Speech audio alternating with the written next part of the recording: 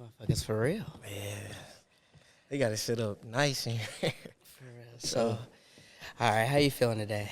What's going on, brother? How you doing, man? I feel good. How you feeling? Chilling, relaxing, just been getting ready for this.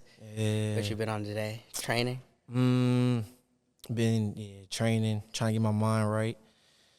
You know, locked in, bro. Locked in, all right. All right, let's start off with, it's Olympics time. Every 4 years, and we have the dream team playing right now. Jason Tatum not playing at all. Do you think it's a big deal because they're winning and you got to have the best on? Like, some people are angry about it because it's Jason Tatum just won the finals. Some people are like, he doesn't really fit. Just give me your take on that. It's a tough position to be in, bro. As like a basketball player and a star and not playing. It's as a star, but some people don't see it from a coaching aspect too. It's very tough, bro. Explain. I'm saying because there's different matchups Yeah. that have to align with each other when you're in the game. A lot of people just go off of, oh, he's talented, just throw him on the court. Tight. But there can be a lot of talent on the court, but if y'all don't fit together, you're not going to win no games. Yeah. And so, of course, I think Jason Tatum should be playing. There's some people that's not on the USA team that I think should be on the team. Kyrie Irving. But, you know, it is what it is, bro. You know, as an all-star and as an NBA champ, I think he kind of understands what's going on. But at the same time, as a coach, it's on your job. It's your job to kind of, you know, take the blame for all that. So you got to take the L to the chin. Yeah. If they hating on you, but at the same time, when you winning, it's like, What can you say? what can you say? At the end of the day, the product is coming out the right way. Come on, bro. That was a little bit of basketball wisdom there. Come on. Showed. I feel like that one showed just like the coach, Yes. just like the trainer, Yeah. just knowing a little bit deeper about basketball than maybe the average person is or does. So with that, I think I want to get into the reason that we're here tonight. And I want to formally introduce myself. My name is Garrett Sims. I'm the creator of GS Studios and the host of Guaranteed News, giving you the best news that you need every Monday, Wednesday, and Friday at 9 a.m. And here with me, I have a man of many names, Nathan, Nate, Magnate, Coach. What am I missing? Tell me. I know I'm missing. Mentor. Yeah, you missing a few. You know what I'm saying? Mentor. Mentor. Let them know. Don't short. Hey. Um, Mentor. yeah, trainer. Trainer. Yeah. Multiple names. We're getting there. Yeah, we'll keep it sports. There's more we could get into, but that's for later. For sure. For later. And That's this subject. yeah, speaking of later, I just want to also just introduce what we're doing here again. This is the first of a 3-part video series that is going to be describing the work that Magnate does in his city and how he's trying to take it global, not only with what we're talking about here today with sports, but with more things that will come. I'm excited. I want to talk about it, but I'm just going to wait. Today, we're here to talk about Get Better Academy, and I don't want to explain it at all. I just want to right out the gate just ask, what is Get Better Academy and how did it start? Man, great question, bro. And thank you for being here. First off. Thank you for having me. I I'm appreciate glad you even to asking me.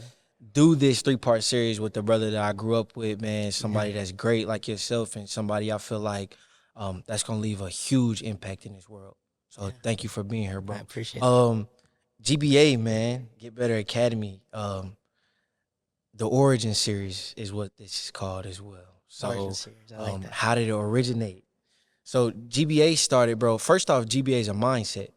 You know what I'm saying? Get Better Academy is a mindset. You know, it's like a lifestyle.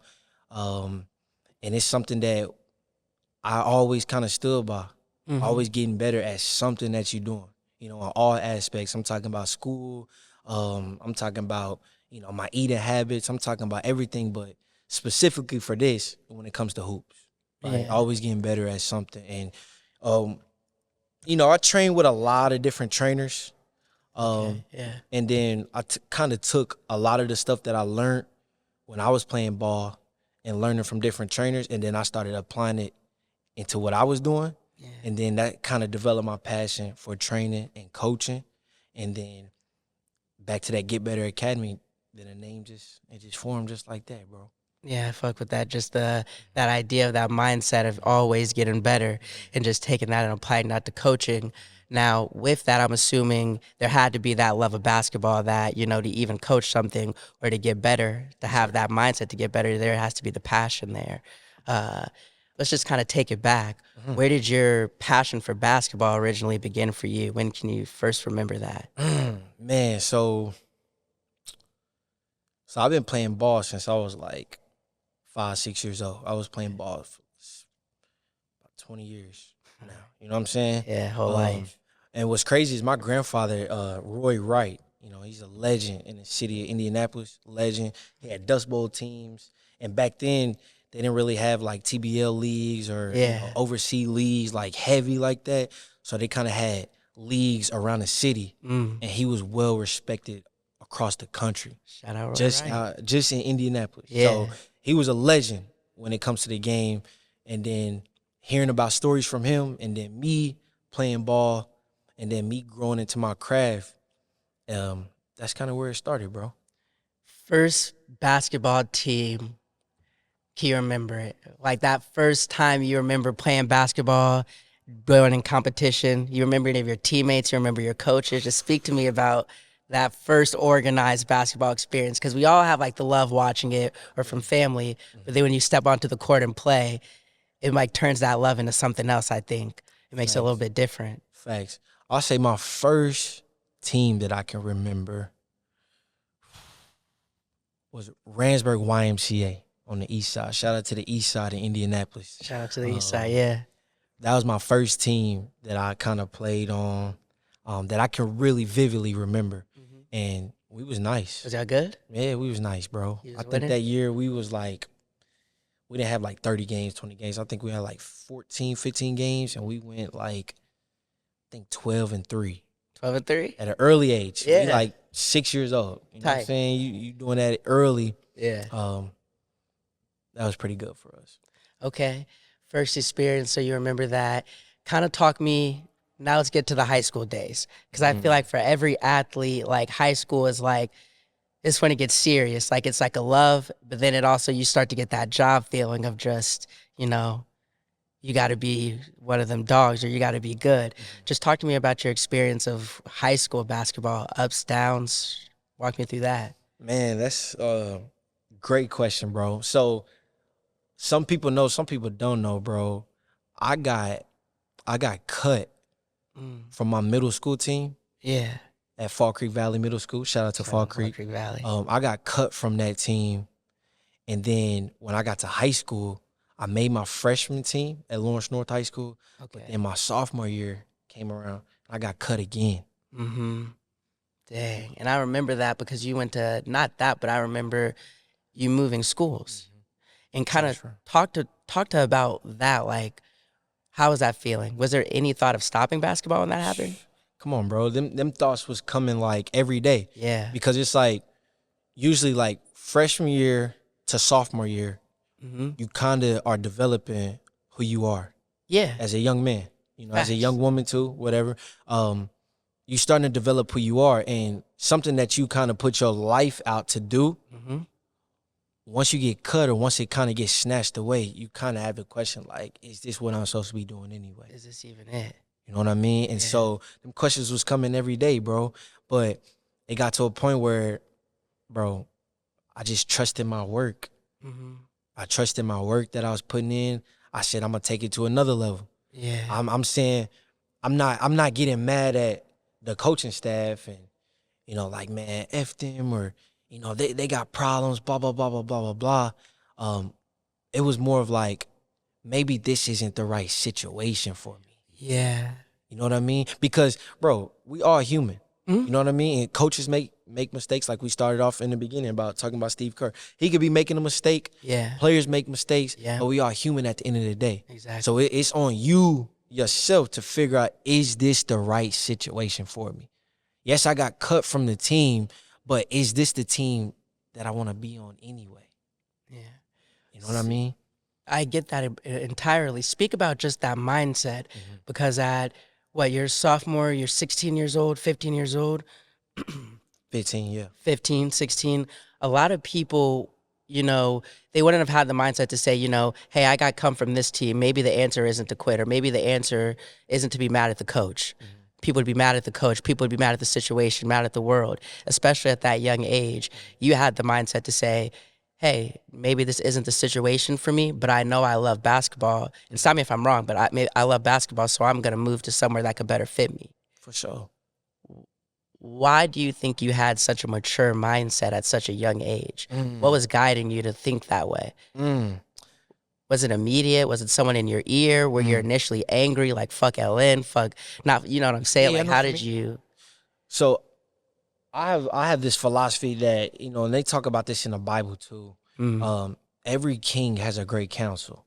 Yeah, I love that. Every king has a great counsel, bro. And you know, some successful people, they always tell you, you know, you show me the 4 people that are around you, I'll show you your future. Yeah. And the 4 people that were around me, I don't even say the 4 people, the 5 people. There's not even a number because I see it as a village. And I had a village of brothers, a village of sisters, a village of my mom, my pops, my uncle, my aunties, my cousins. I had a village of folks that believed in me. Yeah. You know what I mean? So when it came down to it, when I got cut, it was more of like, I looked at it as, do I really want this? Yeah. Not as in like, maybe you need to pivot to go do something else. I looked at it as, you know, this is plan A. Plan B is making sure plan A work. Yeah. You know what I'm that. saying? That was my mindset. And my family, my friends, they seen that was my mindset. And that led me into trying to find a better situation for my talent. Okay. I love that. All right. And then I don't want to go too much longer on this. I'm just curious, like when you switch schools, talk to me about that experience. New school, new team, new coach. How is that? Just, you know, talk to me just about your village and how they supported you then, and then mentally how that switch was. Man, another great question, bro. So another insider about Magnate is that from kindergarten to my senior year of college, I went to 10 different schools. Damn. For real? I went to 10 different schools, bro. Dang, you was one of those. I mean, transferring, moving, you know, family stuff, trying to find the right situation for me. Type shit. You know what I'm saying? And so I say all that to answer your question. At first when I transferred, it was normal. At first when I transferred, it was like, I got to start all over, right? But I've done this before. I did it before when I was younger, but as you get older, things get harder because these are your friends that you grew up with. Facts. Like how we grew up together. Yeah. Now I'm transferring. I'm leaving y'all. Yeah. Now I got to meet a whole bunch of new people that I don't know how they move. I don't know how they act. I don't know if I can trust them. And they've been cool their whole lives on the other side, so I'm kind of trying to assimilate into their situation. You know what I'm saying? Yeah. So I'll say it was adversity, but it played a huge role into who I am today. It equipped me with being easy on my toes, you know, being persistent, being consistent, being ready to pivot. You know what I mean? Ready to understand how people react, kind of being patient with people. Because there were some people that were patient with me. So I got to kind of give that same patience back, bro. So, bro, it equipped me with so much that I have right now that nobody can take from me. That's beautiful. And even that's, keep in mind, we're just at high school right now. You just talked about high school. So let's move on a little bit further. College. Yeah. I feel like college, for a lot of people, you were talking about in high school, that's a growth period that, you know, freshman to sophomore. I feel like college is another growth period of, you know, being like a young adult to getting into that like full adult stage, or at least just entering into it. Speak to me about being a college athlete. Speak to me about some of the pinnacles, some of the low points, and just mentally how you grew as an athlete, but also as like a man during your college years as an athlete. Man, that's another great question, bro. College, bro. Being a college athlete, that's something that you dream of being. Yeah, bro. Every athlete. Like when you young, especially in my situation, I'm going to give you a statistic that nobody can say. From my sophomore year team, the team I got cut on, I was the only one that got cut to go on and finish a college basketball career. The only person. From that team, I was the only person to go on and finish a college basketball career, bro. You saying that is amazing to me. Just just from the perspective of like, it shows just your resilience that you were talking about in your village and how, and the support and you not stopping, but also talking to me about like you remembering that, like that you saying that reminds me of like Amon-Ra St. Brown. Hate to switch the subject. He's a football player, wide receiver. He says he has a list of every wide receiver that was picked before him, and he reads it every day, like before training. And that kind of just, as soon as you said that, it brought my mind to that. Like, talk about that. Was that a motivation for you? Did you not care? Is it something that you look back on and it was like, wow, I did that? Or do you think during your college years and even end of high school, you were like, I'm going to show that I'm him? Or was it not even a thought for you? Like, kind of speak to me about just you remembering that. It's going to sound crazy, but to bro's point, I have a picture of everybody that made the team over that year. I have their names, and I still have it on my phone today. Like, I can show you right now. And I used to look at that list every day. Like, man, was he better than me? He wasn't better than me. No. He wasn't better than me. Now I'm about to kind of give you the psychology of the basketball player that I was. Yeah. For each player that was on the list, I used to dissect everything that they was good at. Yeah. Analytical. Why did the coach pick them over me? Oh, he was really good at shooting. This person, so-and-so, now I got to go into the gym so I can get better at shooting, so I can show not only the coaches, but I can show myself that I'm a better shooter than him. Same thing with ball handling, same thing with hustling, same thing with sprints, same thing. I was going through the list, making sure every single person I was checking off, I know I'm better than him at this now. I worked on it, put those hours in, boom, off the list. And so that just ties me back into the point, bro. Going to college, bro, when you accomplish great stuff at different levels, you don't forget what you've done, but you always have to keep your eyes moving forward. Exactly. I feel that. So us going 12-3 when I was 6 years old, that was a great accomplishment. But there's so much else. As soon as you succeed, what's next? It's only good in the moment. You got to keep going, bro. So after I passed that phase of my life or closed that chapter, I forgot about that. Like, I've accomplished so much today, bro, that you kind of have to spark the question. And I'm like, dang, I did get cut. And I did go on to play college basketball. And I did, you know what I mean? Yeah, but to me, that's also like a mindset thing. Like, it's a testament to your mindset. First off, of just taking negative experiences and using them to become positive. But then another thing just that was interesting me from your answers, purposeful movement is what I'm seeing. You know, this guy's better than me at dribbling, shooting. I'm going to make sure I'm practicing dribbling, shooting. I'm not just going in the gym and just doing bullshit. I'm doing purposeful movement. So I definitely appreciate that. But yeah, just getting back into college though. Yes. Pinnacles. Greatest college moment as an athlete. That's a good question, bro.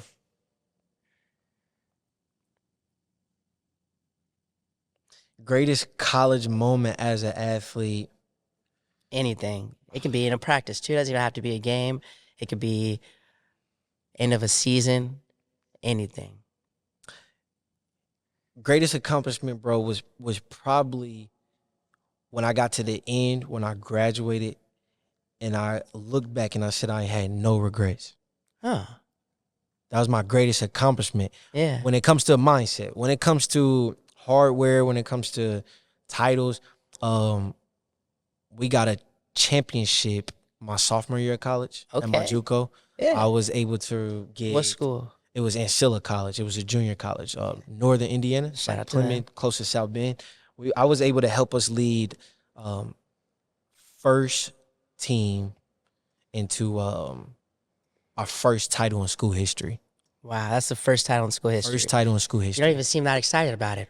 Because like I told you, bro, once you get to accomplishing stuff, everything in the past, it's like, it doesn't die off, but when you got bigger goals, now you focus on the big goals. Like, that's kind of minor stuff to me. Yeah. Me getting a title, me getting a ring, we got our faces on the wall up there. I got relationships with those brothers forever. Like, we made history together. Bond. And I should have worn my ring. I should have worn my ring here. Definitely should have worn my ring. Championship, first of school history. I should have, but it's like, back to my point was, as you keep growing, bro, as you keep accomplishing stuff, those things get smaller and smaller. Yeah. And it's like, yes, it's still there, but it's like, what's next? You know what I mean? So, bro, great college career. Pinnacle moment still was me leaving my JUCO and landing my NCAA scholarship. Mm. And so once I landed my NCAA scholarship, D2, Wheeling University out in West Virginia, Okay. Shout out there. that was kind of like a moment, like that was the first time when I said I made it. Why? Because I wasn't the most athletic guard. I wasn't the strongest. I wasn't the I didn't have the best jumper ever. You know what I'm saying? Like I had a great jumper. Yeah. I didn't play the best defense, but one thing I did do is I had a great mindset. Mm-hmm. And when I got to my NCAA, that was a moment. It was like a testament to that mindset. It was a testament that mindset alone, what it can get you, you can get to your dreams. Mm. That's when I realized, bro, this is all a mental game. Yeah. This is all mental. If I can get my mindset sharp, I can do, they say I can do anything I put my mind to, bro. And so when I got to my NCAA, bro, and we was hooping, we was doing our thing. Yeah, it wasn't a huge D1 or nothing like that, but it was just a simple fact that I got a scholarship to further my career and get a degree at an NCAA level. So that's no joke. That was another pinnacle moment. But yeah, bro, it was. I had a great career. I'll say. Man. I had a great career. I'll say. Speaking of just having a great career, talk to me about when the pivot or that first little idea came into your mind of being a coach. How did you come up with the idea that I could be a coach, and why was it important for you to have that idea and then act on it? Right. So testament back to what I was just saying about me not being the most athletic, me not being the strongest, right, we've ever seen. But like I said, my mindset was there. Yeah. Right. And so I started seeing towards the end of my college career, like I wasn't the guy that dropped 30 a game, 20 a game. You know what I'm saying? That wasn't my role. But what I did do is I recognized my role. Yeah. And I got to be the best at my role. Yeah. And so I say all that to say, bro, once I recognized what my role was, that's kind of when I realized my mental aspect of the game is better than my physical aspect of the game. Interesting. And once I started realizing that, that's when I was like, man, maybe I can do better doing the X's and O's and giving people insight on what to do rather than me tying the shoes up and doing it myself. Yeah. And I would say that is that's a tough pivot. And I was going to ask that, like having passion, coaching other people, like going from being a player yourself and then going to coaching other people, the mental, like, is there some pain in that? Is it like, talk about that. At first, bro, you never want to let go of your goal. Yeah. Because this is something that I've been fighting at for a minute. I got cut. Yeah. In middle school, I got cut. High school, I had to transfer schools. I had to transfer here. Yeah. It's like, man, I'm not letting this go. Exactly. We've come so far. We've come so far. But it also gets to a point, bro, where you have to recognize where your talent is and what you're skilled in. Yeah. And as you get older, bro, I try to tell all our young athletes, bro, the ball gonna stop bouncing. Yeah. One day. It is. Like, let's just be truthful. I don't care if that's at 15 years old for you. That could be 25 years old. That could be at 50, but it's still 70 years old if I was LeBron James. You know what I'm saying? Yeah. But I always tell them the ball gonna stop bouncing. And if you know that, you should be ready to pivot. We want to be proactive rather than reactive. Because if we're reactive, you're not prepared. You're not prepared, gonna be ready. bro. Yeah. You're not prepared. So you figured that maybe you could use your talents mentally better with coaching, and you just had to come to that with yourself. Now start to go logistically. How did the coaching initially start? How are your first few people that you were training? Was it some growing pains? Did you feel like you have to prove yourself as a coach? just talk to me about that experience of getting people to coach and then actually coaching them and making them get better. Where did you see that you were good at it? I know that was like 4 questions. Nah, you good. Nah, you good. It just wraps up in the origin of GBA. That's kind of what I kind of took from it. When the pandemic hit, 2020. Okay. I was a sophomore in college. Okay. And so I'm going into my junior year that next year. When a pandemic hit, I don't know if you remember, but you remember we had curfews. Mm-hmm. Yep. They shut the gyms down. Yep. They shut everything down. During this time frame, it was like God was taking away the game again from me. And it's like he stripped the game from me. Yeah. And it was like I had to ask myself, who are you? Wow. And so once I made that pivot, like I'm more than just a basketball player at that moment, that's when I started looking from a different lens on the game. And so that led me into,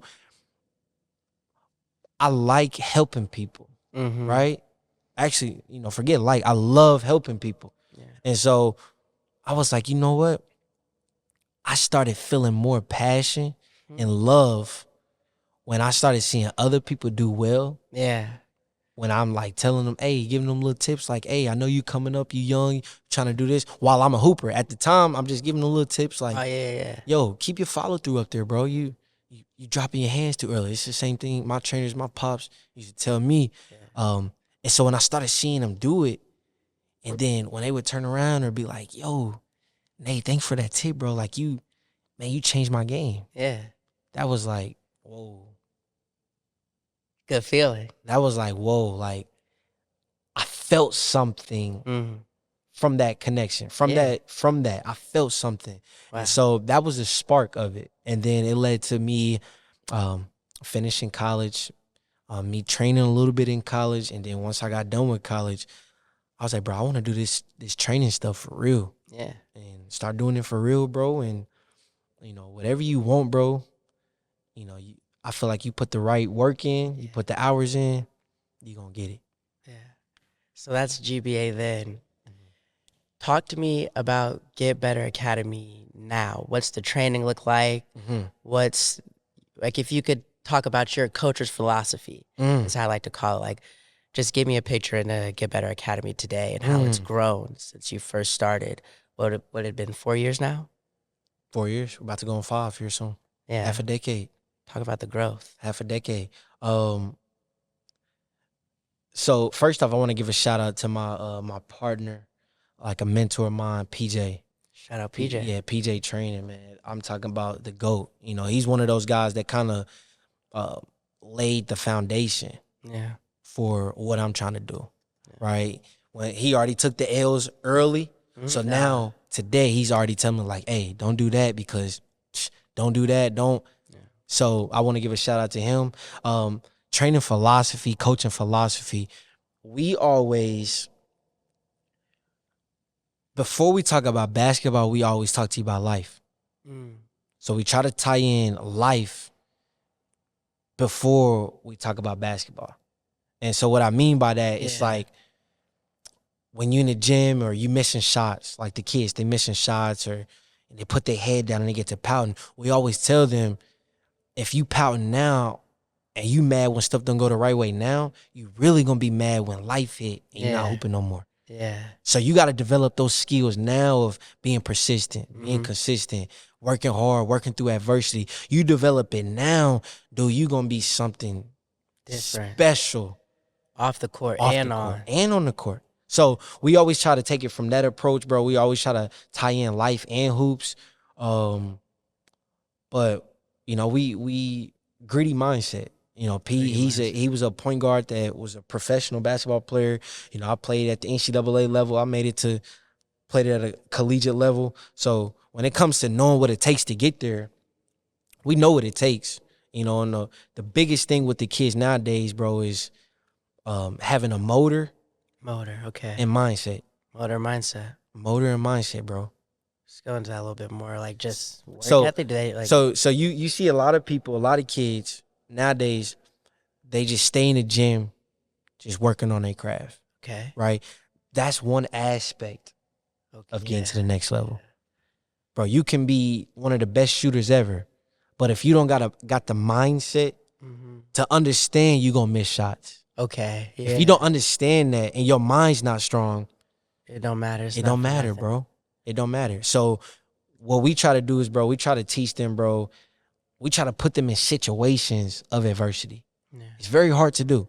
Yeah. Because the game it's a different and feeling. practice and training is two different things, bro. Yeah.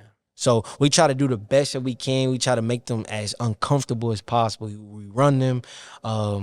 We make them do push-ups. We make them do military stuff, bro. Yeah. It's like you in a whole military when you walk in here, like a boot camp. Structure. And it's like, man, why are we doing boot camp and training? Yeah.